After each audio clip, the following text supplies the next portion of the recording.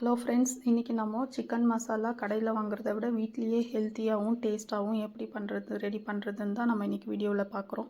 வாங்க வீடியோக்குள்ளே போகலாம். நான் ஒரு பேனில் எல்லா ஸ்பைசஸும் தனித்தனியாக வறுத்து எடுத்துக்கிறேன். முதல்ல 1.5 ஸ்பூன் மல்லி வறுத்துக்கிறேன். அடுத்து சோம்பு, அடுத்து 1/2 ஸ்பூன் மிளகு, அதுக்கு அடுத்து 1 ஸ்பூன் சீரகம், 1 ஸ்பூன் கசூரி மேத்தி, 1 ஸ்பூன் எள்ளு,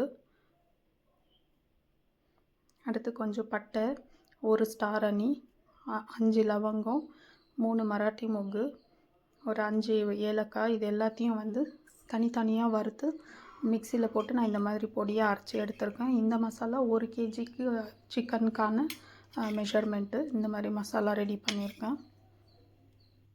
இந்த சிக்கன் மசாலா ரொம்ப ஹெல்த்தியாகவும் டேஸ்ட்டாகவும் இருக்கும் ஃப்ரெண்ட்ஸ். இந்த வீடியோ உங்களுக்கு பிடிச்சிருந்தா லைக் பண்ணுங்கள், ஷேர் பண்ணுங்கள், சப்ஸ்கிரைப் பண்ணுங்கள். தேங்க்ஸ் ஃபார் வாட்சிங் த வீடியோ.